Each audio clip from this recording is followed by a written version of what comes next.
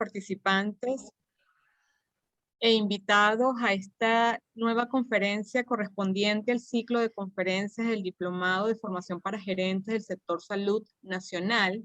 Mi nombre es Yaide Delgado, les voy a estar acompañando durante esta sesión, además de invitar a nuestros coordinadores académicos, a quienes les doy la cordial bienvenida este día, el doctor Mario Patiño, el doctor Gustavo Villasmil, el doctor Julio Castro, y a todo el equipo IESA, quien les va a estar brindando soporte.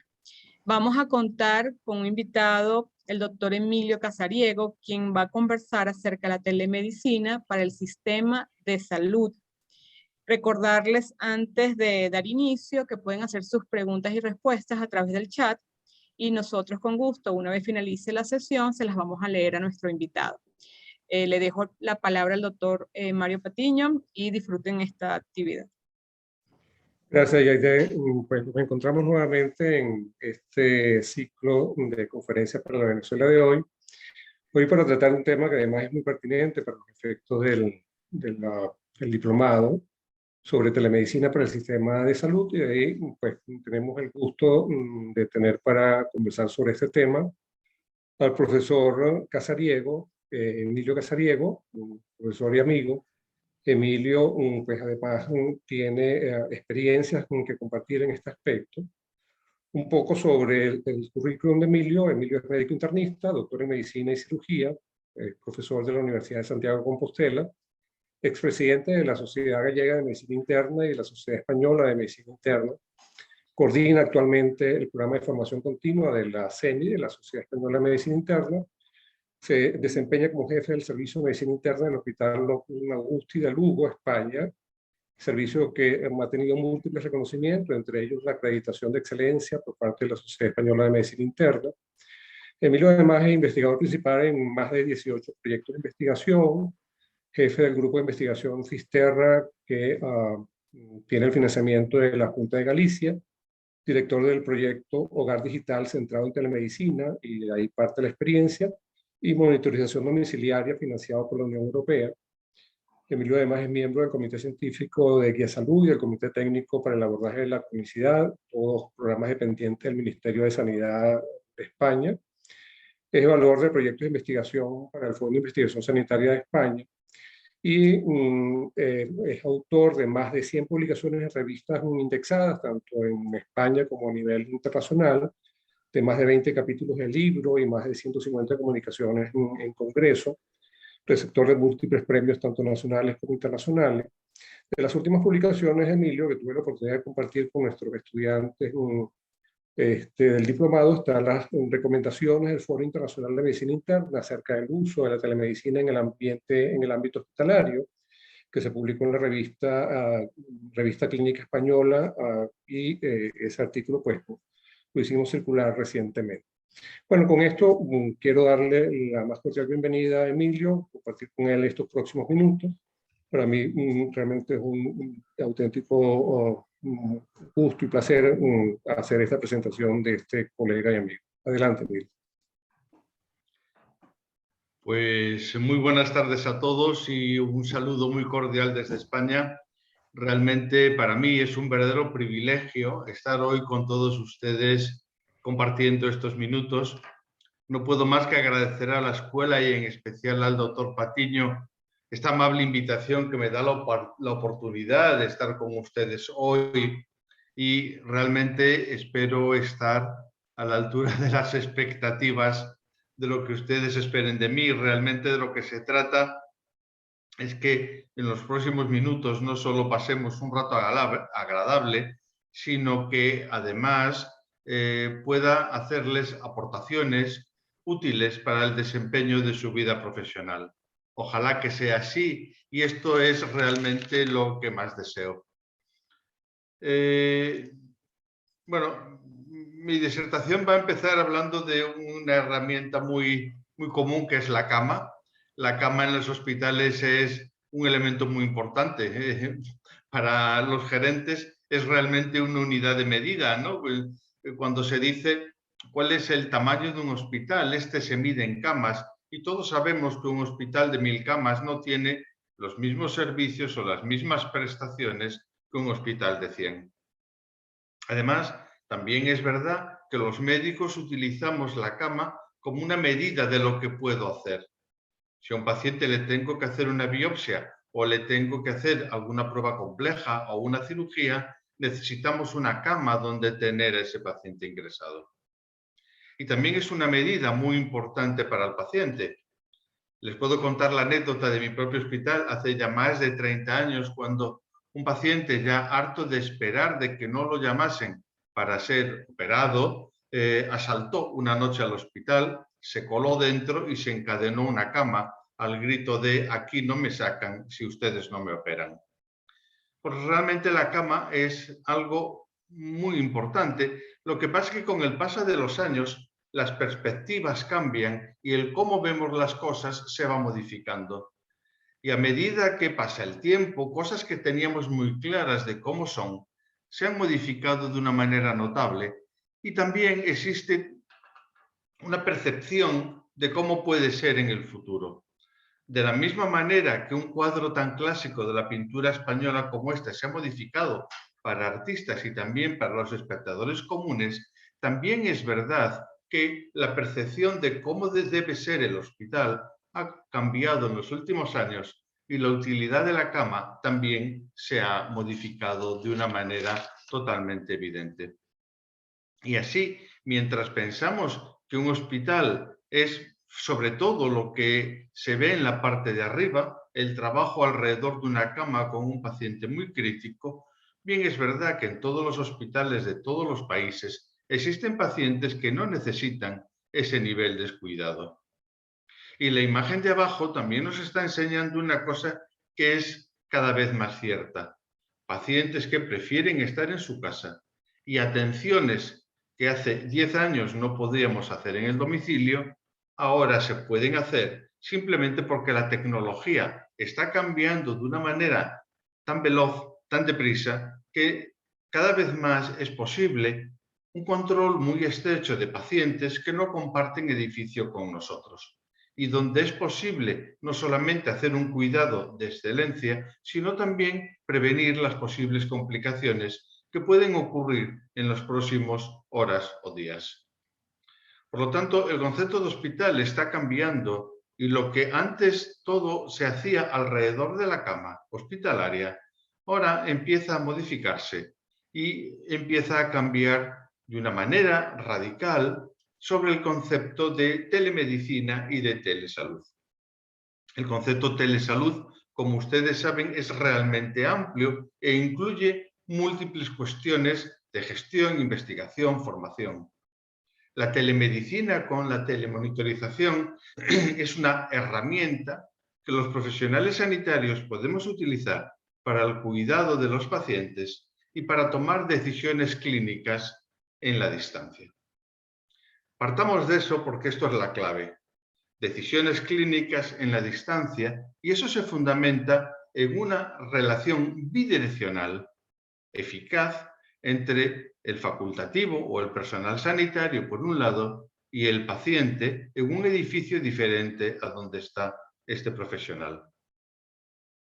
Si bien a veces se nos dice que la telemedicina es hablar por teléfono, realmente en su concepto más claro es que sea posible este contacto bidireccional no solo de hablar o de enviar la imagen o de enviar mensajes, sino también de enviar las constantes médicas, de hacer un electrocardiograma, de medir los registros de los dispositivos implantados de manera en tiempo real, por ejemplo, de un marcapasos, el manejo de la bioquímica seca o la interpretación de una ecografía realizada en ese mismo momento. Todos estos son ejemplos de tecnologías que hoy en día existen y que permiten acercar al paciente, al profesional, sin que compartan la misma habitación. Y esto tiene que ser útil no para tener un registro de lo que ocurre, sino también para tomar decisiones en la distancia. Por lo tanto, en este concepto de lo que les estoy hablando, la telemedicina es una reunión de varias cosas. Por una parte, toda una serie de aparatos, los wearables, que se dicen en el argot más o menos actuales, ¿no? Esos dispositivos que se llevan puestos y que permiten medir múltiples cosas en el paciente en tiempo real y transmitirlos a través de diferentes sistemas a otro sitio. Cosas tan sensibles como el pulsiosímetro, pero también como los registros de uno de los relojes inteligentes actuales. Por lo tanto, telemedicina no solo es hablar por teléfono, que se ha quedado ya como una herramienta más de la telemedicina, quizá la más obsoleta, sino que, y no es tampoco el envío de la imagen.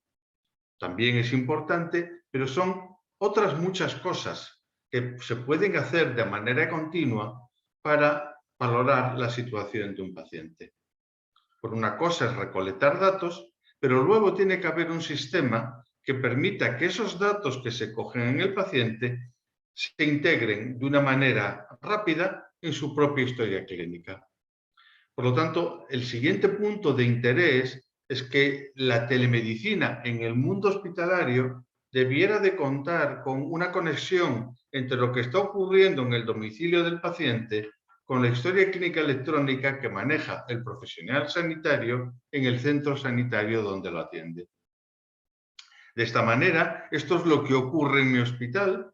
El paciente recoge sus datos, en este caso es la temperatura, la tensión arterial, el peso y la saturación, y a través de un sistema estos datos nos llegan hasta nuestra historia clínica electrónica, integrándose como una pantalla más.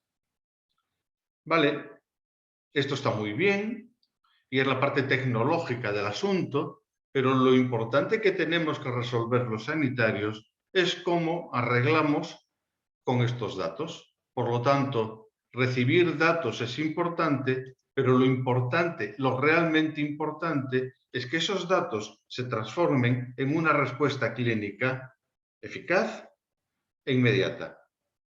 En nuestro caso, esto se resuelve disponiendo de una sala virtual a modo de una planta de hospitalización, donde el personal lo que está manejando son registros de pantalla de los pacientes, así como la conexión directa telefónica o por vídeo con los pacientes que están en casa. Esto permite recolectar datos y dar una respuesta clínica.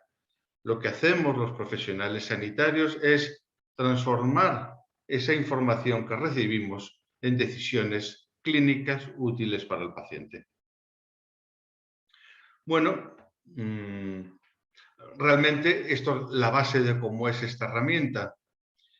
Cuando tenemos que iniciar la telemedicina en cualquier hospital, tenemos que tener en cuenta que no es una herramienta demasiado compleja. La programación informática hoy en día está disponible, se puede diseñar sin demasiadas complicaciones. El equipamiento básico es barato. Por lo menos en mi hospital no se ha contratado personal extra, simplemente se ha reorganizado el ya existente, puesto que al hacerlo así hay otras funciones que se dejan de hacer. Es muy importante que el personal que hace esto tenga en cuenta que no es lo mismo tratar al paciente en la distancia que tenerlo delante. Hacerlo de esta nueva forma requiere un nuevo aprendizaje, pero su curva de aprendizaje es relativamente breve. Y por último, tener en cuenta que lo que estamos aprendiendo es útil para diferentes patologías. La manera de manejarse, la manera de compartir, la manera de trasladar al paciente decisiones puede ser común en diferentes patologías. Por lo tanto, la segunda idea que debemos de trasladar es, bueno, la telemedicina es una herramienta que es asequible y que se puede incluir en el repertorio de actividad de un hospital o de una cadena de hospitales sin demasiados problemas. Y de esta manera se está utilizando para múltiples formas. Para cuestiones diagnósticas, es habitual que a los hospitales lleguen fotos de lesiones de pacientes o incluso vídeos, o que los radiólogos de diferentes hospitales compartan escáner o resonancias y se digan unos a otros, ¿a ti qué te parece? También es habitual que se utilice para el control de patologías crónicas y es menos habitual, pero también se ha empezado a hacer para el manejo de patologías agudas. Lo que yo les puedo contar es cómo ha ido nuestra experiencia y cómo este desarrollo nos ha ayudado y en la medida en que fue. Y para nosotros todo comenzó en el año 2014, cuando obtuvimos una beca de la Unión Europea para hacer un diseño de lo que llamamos en su momento Hogar Digital, que esto era cómo transformar la casa del domicilio, el domicilio del paciente en una extensión del hospital. Y cuando obtuvimos la tecnología más básica, nos planteamos empezar por la insuficiencia cardíaca, porque la insuficiencia cardíaca es una patología que manejamos desde hace siglos, es la causa de ingreso más frecuente en mi servicio y por lo tanto parecía razonable que empecemos por una enfermedad muy frecuente. Si además empezamos ya con pacientes que han ingresado varias veces, son pacientes ya conocidos, con ingresos previos, con una patología muy crónica y con una evolución de la enfermedad muy conocida. Llevamos siglos enfrentándonos a esta enfermedad y sabemos cómo se desarrolla y por lo tanto parecía razonable ver si nosotros éramos capaces de mejorar lo que se hacía normalmente. Y entonces para eso, en nuestro contexto, en el contexto del estudio y de la implantación, decidimos hacer un ensayo clínico, más o menos, sobre un estudio de cohortes, donde en mi hospital se manejaron en el plazo de 6 meses a 59 pacientes que cumplían estas condiciones de tener insuficiencia cardíaca crónica. Los manejamos con telemedicina y con un sistema de respuesta que ya teníamos implantado, que era la unidad del manejo del paciente crónico con insuficiencia cardíaca, que no es más que una organización de internistas alrededor de la enfermedad. A estos 59 pacientes los seguimos durante 16 meses. Yo trabajo en Galicia, esto es lo que hicimos en mi hospital y lo que hicimos fue sacar los datos de cómo lo hicieron en los otros 14 hospitales que existen en nuestra red en Galicia, con 2 grupos control iguales y haciendo un matching por edad, sexo y diagnóstico de la insuficiencia cardíaca. Hicimos 2 grupos por 2 informáticos diferentes para tener la seguridad de que lo estábamos haciendo bien y lo seguimos también al mismo tiempo. Cuando lo analizamos, pudimos ver que los pacientes que se seguían por telemedicina tenían una reducción de ingresos del 76%. Y esto es realmente importante, porque si lo ponemos en grandes números, es que por cada 100 pacientes seguidos, al cabo de año y medio, aún no año y medio, se evitan 272 ingresos hospitalarios y además no solo se evitan ingresos, sino que su mejor control redunda en una menor mortalidad.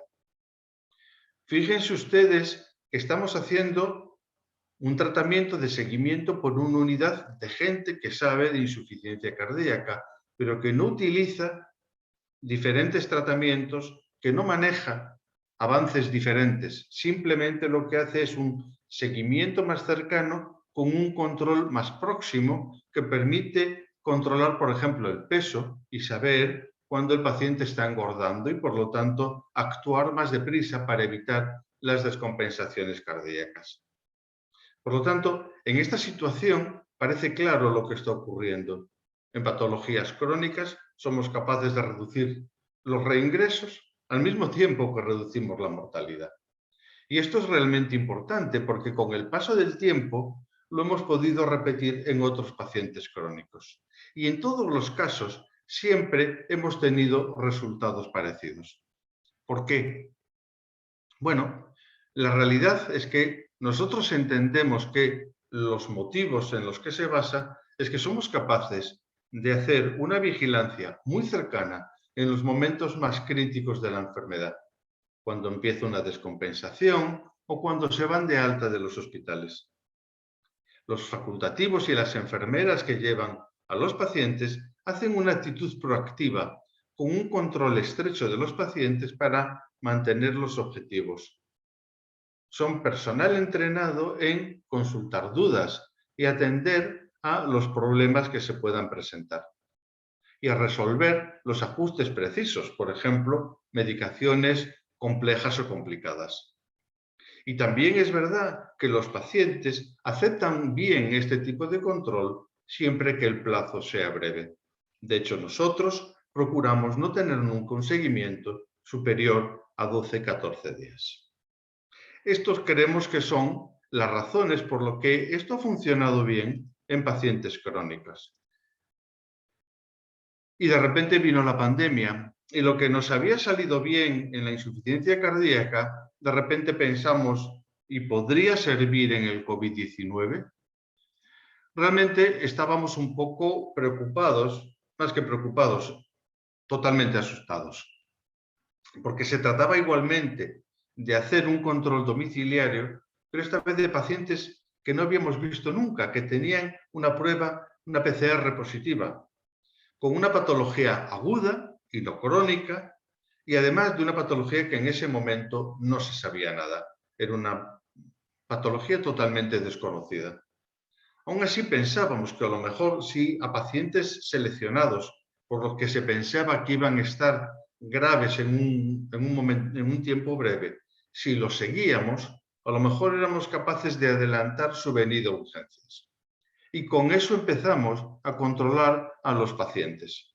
Y en un primer estudio lo que pudimos hacer es decidir a quién tenemos que seguir. Bueno, al principio tuvimos muchos ingresos hospitalarios de repente y decidimos que, bueno, como no teníamos ni idea de la enfermedad, pues lo mejor que podemos hacer es seguir a las altas hospitalarias a ver cómo van. Y pronto descubrimos también que era bueno que siguiésemos a aquellos que les hacíamos una PCR, porque pronto descubrimos que entre que la PCR era positiva y que el paciente se ponía grave, pasaban 5 o 7 días y que en ese tiempo a lo mejor podíamos actuar antes y traer al paciente al hospital cuando estaba menos grave. En la primera ola que hubo en España, aproximadamente en marzo-abril del 2020, seguimos a muy poquitos pacientes, poco más de 300, pero aprendimos cómo se hacía este procedimiento y sobre todo médicos y enfermeras aprendieron a manejar este sistema. Y así establecimos un sistema de trabajo con facultativos que trabajaban a tiempo parcial, con enfermeras que trabajaban a tiempo completo, que dependiendo que la plantilla que estaba trabajando cambiaba según el número de pacientes a su cargo, pero sobre todo teniendo un sistema de trabajo previamente establecido, un protocolo que nosotros al principio actualizábamos semanalmente, lo cual era lógico porque no teníamos ni idea de cómo iba esto.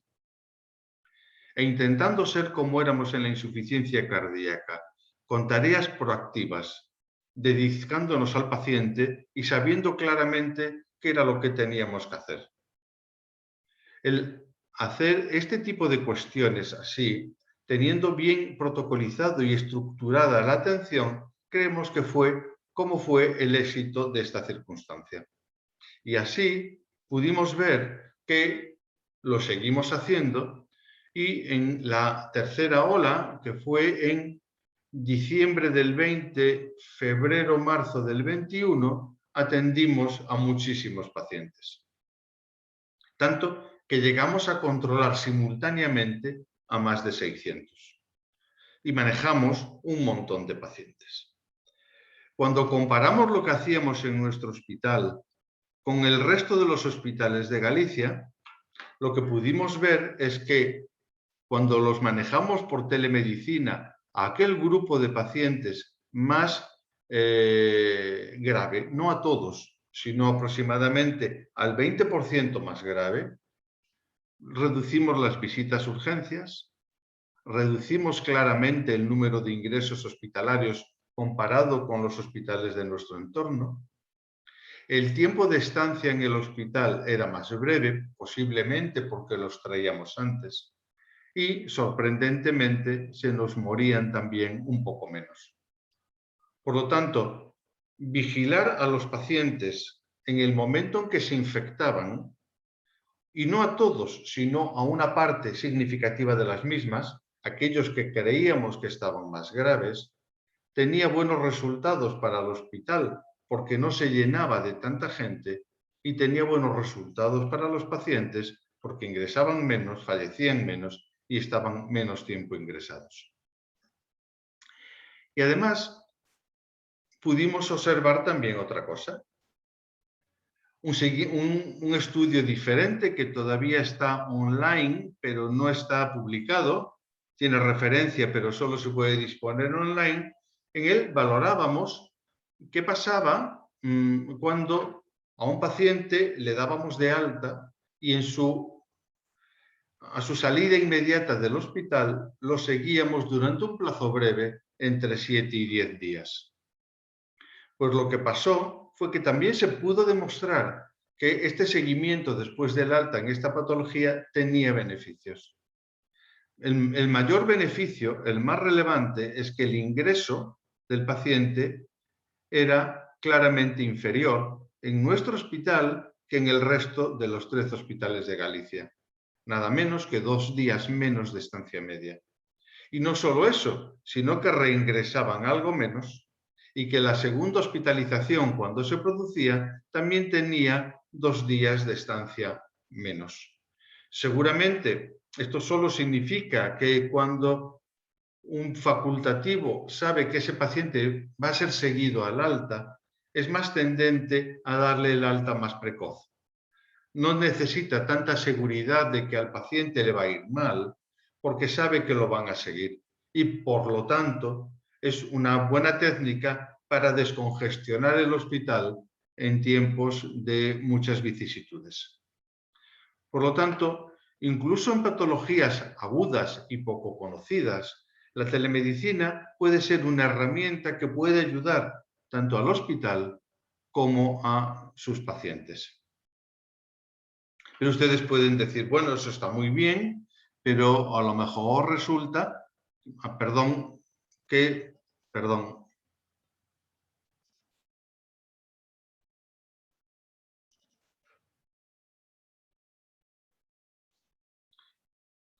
lo mejor resulta que no es una técnica segura. Bueno, lo que nosotros hemos podido comprobar con los miles de casos que ya hemos llevado es que los pacientes que fallecen en su casa lo hacen por patologías previas y realmente no por el COVID. Esto es, que el tiempo que tenemos en seguir a ese paciente entre que se pone realmente grave y que lo podemos desplazar al hospital es mucho más breve que la evolución de la enfermedad. De esta manera, no solo le podemos decir que no falleció nadie por el COVID durante el seguimiento en su casa, sino que fallecieron por enfermedades crónicas previas que ya sabíamos que existían, sino también que cuando hubo que hacer traslados al hospital, en ningún caso se hizo en una situación de emergencia extrema. Y de hecho, no ocurrieron situaciones de emergencia extrema en el domicilio. Por lo tanto, el seguimiento, tanto en situaciones de insuficiencia cardíaca, patología crónica, como en casos agudos, COVID-19, realmente ha sido eficaz en el sentido de que ha sido un método seguro.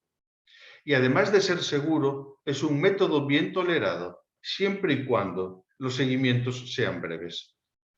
Nuestros datos en COVID-19, ya con más de 3.500 pacientes y con tiempos de seguimiento relativamente amplios, podemos decirle que la inmensa mayoría de los pacientes se ven menos de 15 días, menos del 10% necesitan más de 10 días, la gente se adhiere bien, solamente tuvimos 3 abandonos, menos de un 1 por 1000, y que el protocolo la gente lo sigue de una manera correcta. El 80% aproximadamente sigue de manera correcta el protocolo tal y como se lo indicamos. Y después, aquellos que lo siguen no del todo bien, pero suficientemente válido para saber cómo ocurren las cosas, son un 10% y en otros 10% la cumplimentación es mala. Por lo tanto, entendemos que es un sistema no solo seguro, sino que está bien aceptado por los pacientes. Siempre, insisto, que sean breves, todos los problemas los tenemos siempre a partir del día 14 o 15 de seguimiento. Y estos buenos resultados se obtienen, entendemos nosotros, por los mismos motivos que se obtuvieron los buenos resultados en los pacientes con patologías crónicas. El estar cercanos, el ser útiles, el hacer los ajustes precisos, el resolver problemas menores, el retirar la angustia, el ser capaces de dar tratamientos incluso muy simples para patologías banales, el que se sepan observados de manera estrecha. Todas esas son circunstancias totalmente humanas que hacen que el paciente se sienta más seguro en su domicilio y decida ir menos a su casa. Y seguramente evitamos ingresos innecesarios y evitamos también problemas por efectos secundarios o de los fármacos o también por intervenciones en el hospital. Como consecuencia de ello, muy recientemente, el Foro Internacional de la Medicina Interna, que agrupa a unos 20 países de Europa, España y Portugal, y de América, realizó un trabajo sobre cuáles serían las recomendaciones para la implantación de la telemedicina en el ámbito hospitalario. Pueden encontrar esta revista, es una revista española, y pueden encontrar esto en internet con mucha facilidad. Es una revisión narrativa que se hizo por una metodología Delphi, donde participamos 48 expertos de 20 países, todos ellos internistas, y se establecieron al final un conjunto de 24 recomendaciones sobre cómo se debe de implantar la telemedicina en los hospitales. Si es de su interés, por favor, échenle un ojo porque les daría o les puede dar sugerencias y recomendaciones muy sencillas que pueden ser útiles para la implantación en su ámbito de trabajo. Y no solamente es útil en lo que le he señalado, ha demostrado ser útil en otras circunstancias. En estas circunstancias yo tengo menos experiencia, pero en mi hospital se utiliza para el control de pacientes paliativos. De acuerdo con la familia, cuando la situación es muy mala, lo seguimos en domicilio. De la misma manera, en pacientes que tienen que ingresar para poner tratamientos endovenosos largos en situaciones complejas. En estos momentos tenemos un paciente con un acceso hepático, que lo pueden hacer en su casa, y en otras múltiples circunstancias que van desde otras descompensaciones crónicas para el manejo de síntomas, como puede ser el dolor, para hacer el diagnóstico en centros aislados, etc. Por lo tanto, existe un montón de patologías donde la misma estructura, la misma tecnología, el mismo personal puede manejar al paciente que está en su domicilio de una manera confortable y segura para su seguimiento. Por lo tanto, como conclusiones de todo lo que les estoy contando, quisiera que les quedase claro que la telemedicina es una herramienta más que tenemos el personal sanitario para manejar a nuestros pacientes. Es una herramienta bastante sencilla, bien aceptada y cuya curva de aprendizaje es breve y que sirve para múltiples circunstancias simultáneas, la misma estructura para diferentes patologías. Y esas patologías pueden ser tanto agudas como crónicas y se ha demostrado que reduce, tanto en las crónicas como en las agudas, la menor afluencia de urgencias, que reduce los reingresos hospitalarios, que reduce el tiempo de estancia de ingreso hospitalario y que reduce la mortalidad. Por lo tanto, tiene bastantes beneficios, siendo además muy segura. Es una herramienta segura en todas las situaciones, que además tiene buena adherencia. Por lo tanto, para nosotros es claro que las organizaciones sanitarias del nivel que sea, donde estén situadas, debieran incluir esta herramienta en su catálogo de prestaciones, porque es capaz de hacer o de ayudar a realizar muchos procedimientos y situaciones en múltiples circunstancias de una manera sencilla y, por lo tanto, podría ser una herramienta que con relativa sencillez se podría incorporar al catálogo de muchos hospitales. Y esto es lo que ocurre hoy. Fíjense ustedes que la tecnología del 2022 ya no se parece en nada a la tecnología del 2014 cuando nosotros empezamos con esto. Si esto es lo que podemos hacer a día de hoy, y estas son las ventajas que entiendo que se han demostrado suficientemente con la tecnología del 2022, pónganse en 5 años después. La tecnología y todos los tipos de procedimientos y las organizaciones del personal mejorarán susceptiblemente en este tiempo y, por lo tanto, podremos hacer muchas cosas. Pero cuando piensen ustedes en esto, piensen siempre que lo importante no es la tecnología. La tecnología es relevante porque inicia el proceso. Lo importante es organizar bien las personas que manejan la tecnología.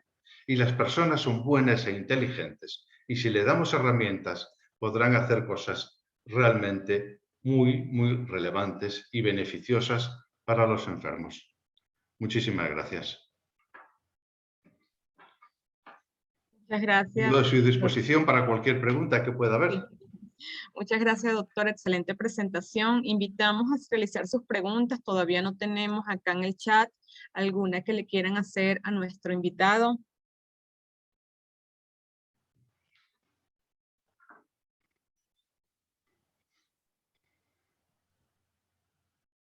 Por acá, si igual quieren dejar sus preguntas. Yo tengo una pregunta. No sé si mientras tanto algunos de nuestros coordinadores quisieran comentar algo acerca de esta presentación mientras van escribiendo en el chat. Sí, yo tenía una pregunta o comentario que hacer al doctor Casariego. Este es un tema que me ha interesado y en cada viaje a España veo, trato de pensarlo a la luz de lo que va viendo uno en la televisión, en los noticiarios, etcétera. Una realidad importante en muchas regiones de España, pero ciertamente en la querida Galicia, es el tema de la Galicia rural. Siempre tenemos en mente las grandes ciudades, pero hay una dispersión importante de población en pequeños núcleos que además son núcleos históricos y muy fuertes, muy arraigados. El tema de la ruralidad, sobre todo cuando se trata de adultos mayores, etcétera, ¿cómo entra dentro de todo esto más allá del usuario típico que está en las grandes ciudades, en las ciudades capitales de provincia, etcétera? Es un tema que me interesa particularmente. Bueno, yo trabajo en Lugo. Lugo es una provincia eminentemente rural y dispersa. Somos unos 400.000 habitantes, de los cuales solo 100.000 viven en ciudades. El resto vive en núcleos de población completamente dispersos. Y ahí habría dos problemas a señalar. Uno es si tenemos una conexión por móvil que llegue a todos los rincones. La respuesta es no, no llega a todos los rincones. Este sistema se puede utilizar de dos maneras. O bien con el móvil del propio paciente, si tiene un móvil moderno significa de menos de 10 años, nosotros le damos una clave y con su propio móvil puede enviar los datos a su historia clínica. Para aquellos pacientes que residen en zonas donde el móvil no funciona, nosotros les prestamos un concentrador, que es un aparatito que se acopla a su línea telefónica y le permite enviar los datos de la misma manera. Le puedo decir que si bien en el año 2014 casi el 60% de los pacientes se llevaban un concentrador, hoy en día prácticamente todo el mundo envía sus datos con su propio móvil, que ya saben manejar. E incluso las personas mayores que tienen poca práctica con su móvil, lo que hacen es que siempre hay un hijo o un nieto que se lo pueda manejar cerca. En Galicia, que es una sociedad muy tradicional, es muy infrecuente que las personas mayores vivan solas y eso le ayuda en esta tecnología. Pero ya le digo, es realmente muy, muy, muy sencillo y no tenemos problemas hoy en día con eso.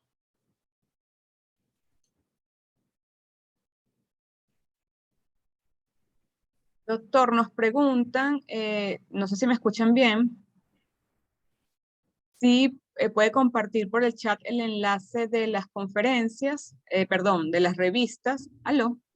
¿Me escucha bien? Sí, perfectamente. Ok. Si puede dejar, a lo mejor por acá por el chat, el enlace de la revista con la que conversó.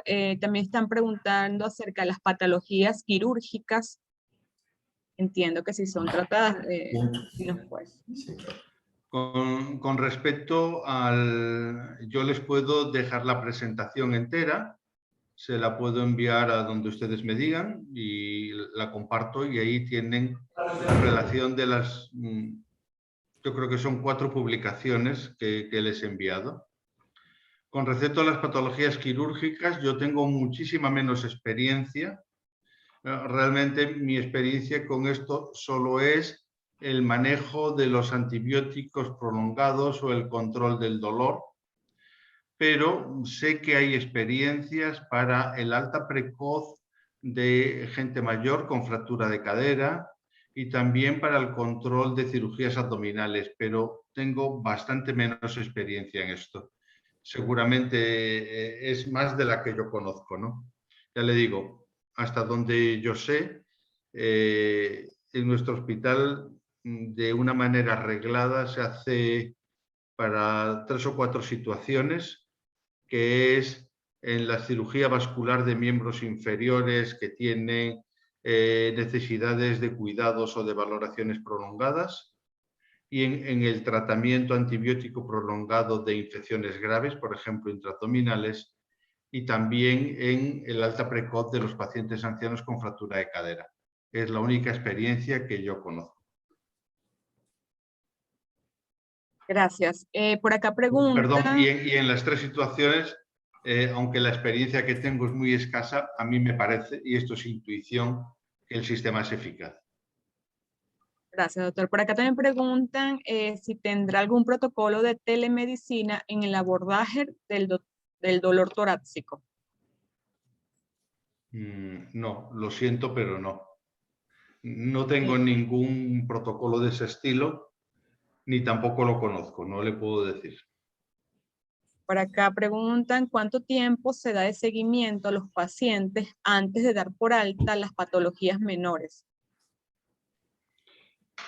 Nosotros intentamos que las patologías seguirlas por telemedicina el menor tiempo posible, sobre todo por la fatiga del paciente y de su familia de sentirse observados de manera permanente. Tengan en cuenta que en el caso del COVID el protocolo es que envíen sus datos 3 veces al día. En el caso de la insuficiencia cardíaca puede ser 1 o 2 veces al día. La gente, sobre todo los que se encuentran bien, se fatigan de hacer esto y entonces piden que el protocolo sea lo más breve posible. Para la mayor parte de las patologías, menos de 2 semanas es suficiente. Para las patologías más menores, realmente no lo sé, porque no tenemos patologías poco graves que sigamos así. No seguimos infecciones banales, seguimos pacientes que, si no estuviesen seguidos por telemedicina, probablemente estuviesen ingresados dentro de un hospital. Gracias. Por acá también preguntan cuáles son las complicaciones más frecuentes luego de los 14 días. Si se refieren al COVID... Entendería que es el COVID. Sí. El protocolo de seguimiento ha variado a lo largo de todo el tiempo de la pandemia. Empezamos siguiendo los 10 días, luego 14 y actualmente estamos en 7. Pero no les damos el alta si al cabo de este tiempo el paciente no se encuentra bien y aceptas mantener el seguimiento. Lo más frecuente es febrícula persistente, cansancio prolongado o sensación de malestar general. Esas son las 3 cuestiones que vemos con mayor frecuencia. A menor distancia, la gente se puede quejar de afonía o de pérdida del gusto o del olfato. Pero bueno, estas son cosas por las que nosotros no lo seguimos. Lo que sí es verdad es que solamente de los pacientes que tuvieron que reingresar, o sea, de los que estábamos siguiendo y tuvieron un siguiente episodio, ninguno se produjo después de la tercera semana. O sea, que cuando el proceso iba mal, iba mal dentro de las 3 primeras semanas de seguimiento o después del alta. Por lo tanto, a partir de ese momento entendemos que el alta es segura, que los síntomas son menores y que se podrá ir el paciente sin seguir, sin mayor problema. Gracias. Por acá, por supuesto, están mencionando que muchas gracias por la conferencia, que excelente. Voy a unir 2 preguntas que separadas, pero igual están como muy alineadas. Nos dicen cómo manejar la resistencia de los médicos a la telemedicina, pero esta quiero atarla a otra que nos hacen aquí, cómo han hecho con los pacientes mayores y también el uso de la tecnología y relacionado a este contexto, ¿no? Quizá en nuestro hospital la situación es distinta.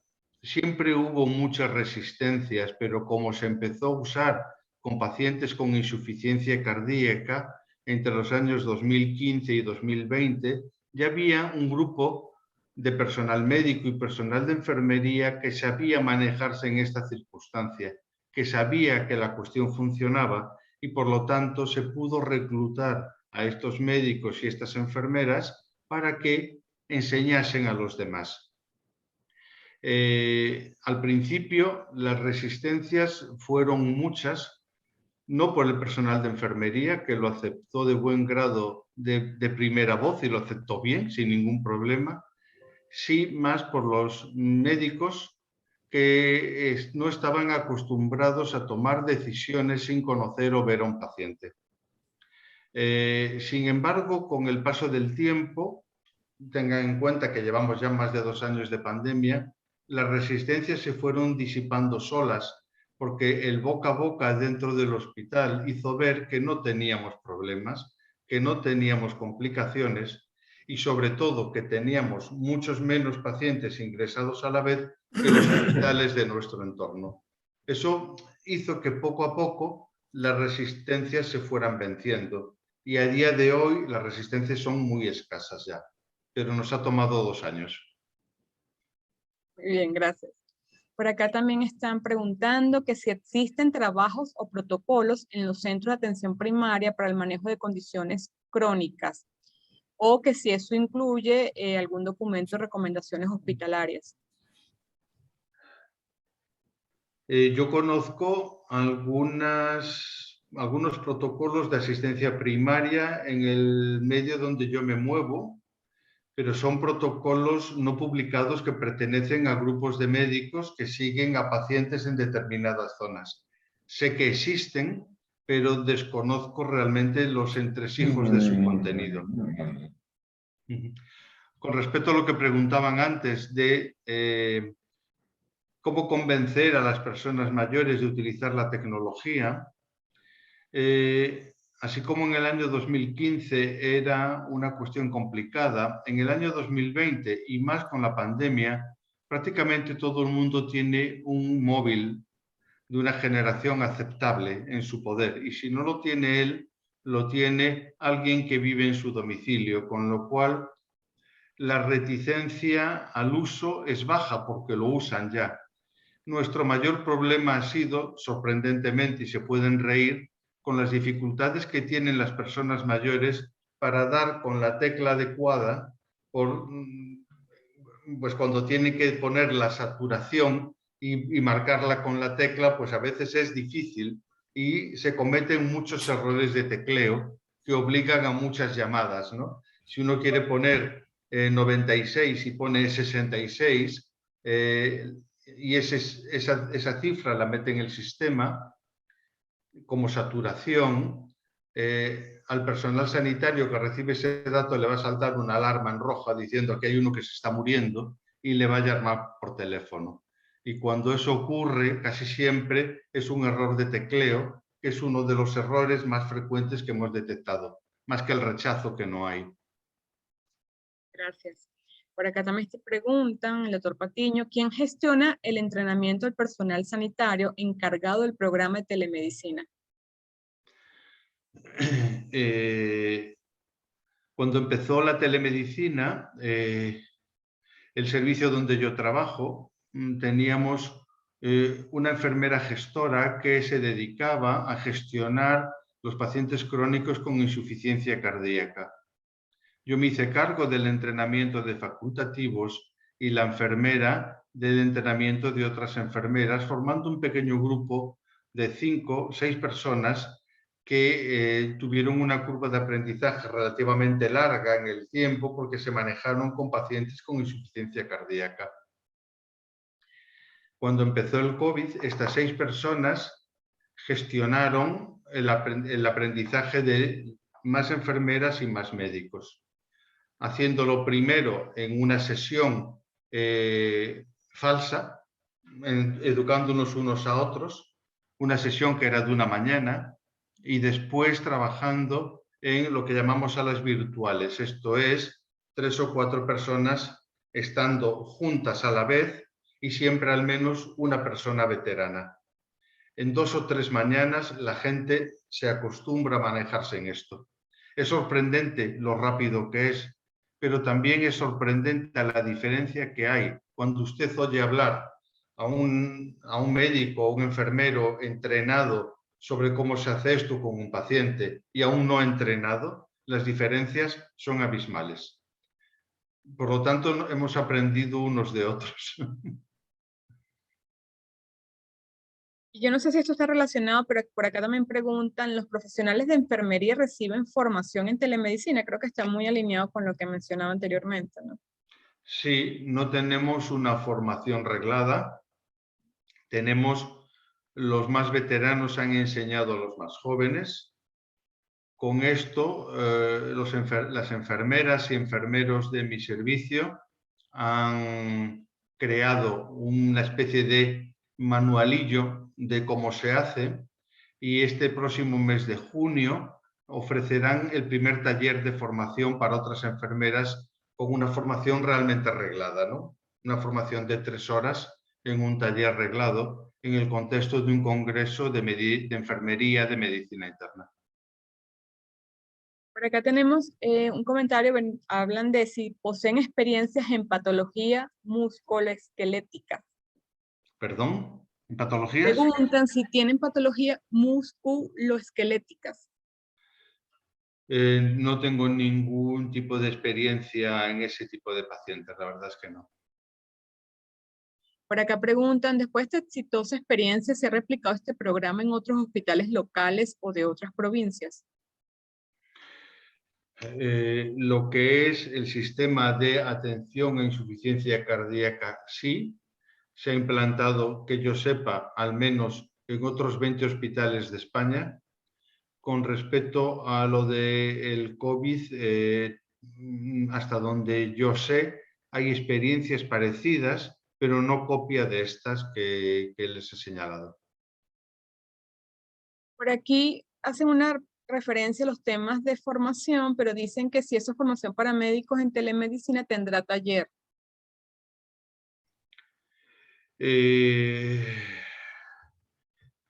Pues supongo yo que sí, que lo lógico sería hacer una formación en talleres sobre cómo manejarse en esta circunstancia, pero todavía no lo hemos hecho.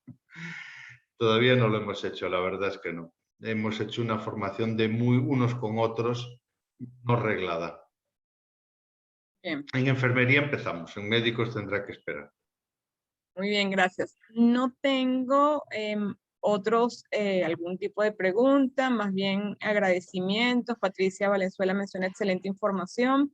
Considero que la telemedicina llegó para quedarse y se irá ampliando pues, en el sector. Y dan las gracias, que muchas gracias por su participación, excelente conferencia y además muy interesante el tema y lo que representa actualmente en el mundo, ¿no? No sé si alguno de nuestros coordinadores, para ir cerrando y por supuesto agradecer lo que fue esta participación. Sí, yo quería pues, comentar que yo creo que se cumple el propósito, que es generar motivación en un grupo de estudiantes del diplomado, sobre todo de cara al futuro y el ejercicio de su gestión como gerentes del sector salud. Es todo un proceso. Emilio nos acaba de compartir lo que ha sido la experiencia, que es todavía un proceso en construcción. Pienso que replicar esas experiencias, aprovechando los aprendizajes que ya se tienen, estoy seguro que pudiéramos obtener del grupo de Emilio, pues nos da la posibilidad de a futuro empezar con proyectos de telemedicina, aún con las limitaciones que tenemos en el país, pero se construyen.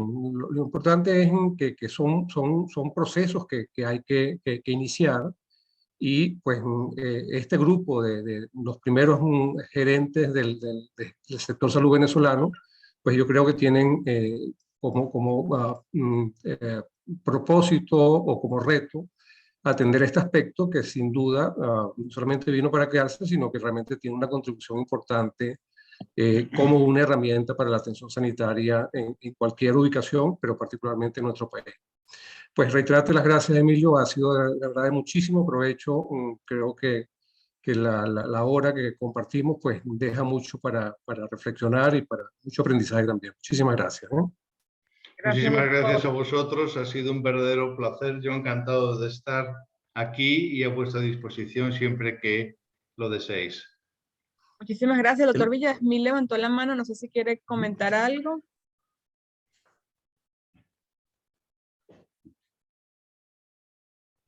No sé si nos escucha.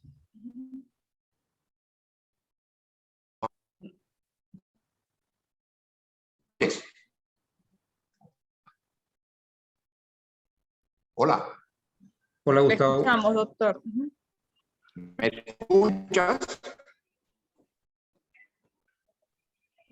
Hola, no sé si me escucha. Porque... Recortado. Bueno, no, solo quería unirme a las expresiones de gratitud ya dichas por el doctor Patiño, pero desde una perspectiva muy especial, ojalá y se escuche, porque me toca destacarla como directivo que fui de la Sociedad Venezolana de Medicina Interna, y es la de la especial gratitud que los internistas venezolanos guardamos para el doctor Casariego. En la hora nona, que es la hora ciaga que vivimos, las compañías merman, las solidaridades son escasas y nunca nos faltó la de los colegas de la SEMI, bajo la presidencia del doctor Casariego, haciéndose presente de un modo u otro en momentos en los que realmente los venezolanos todos, los médicos venezolanos, nos sentimos especialmente solos. Debe ser porque aquello que a mí me enseñaron de niño, que en Venezuela ningún gallego es extranjero, no puede serlo, siempre es de los nuestros, y como tal le sentimos, y quiero en nombre de todos nosotros, doctor Casariego, agradecérselo públicamente. Gracias, doctor. Igual por acá en el chat siguen dando muestras de agradecimiento, preguntan, nosotros en el IES y este diplomado tiene conferencia semanal los días miércoles, cuando no hay conferencia se anuncia, y generalmente la coordina, valga la redundancia, nuestros propios coordinadores del diplomado de salud, quienes estuvieron presentes en esta actividad respondiendo una pregunta en el chat. Doctor Casariego, nuevamente, muchísimas gracias. Muchísimas gracias a ustedes, ha sido un verdadero placer, de verdad. Muchas gracias por todas sus atenciones y a su disposición siempre que lo requieran y lo necesiten. Muchas gracias, de verdad. No, de verdad, muchas gracias. Importante espacio con nuestros invitados y nuestros estudiantes del diplomado. A todos los que se unieron, nuevamente gracias. Bienvenido a este ciclo de conferencias que se da semanalmente. A todo el equipo IESA por apoyarnos la tarde de hoy. Nuevamente gracias y feliz tarde. Hasta luego. Chao. Chao.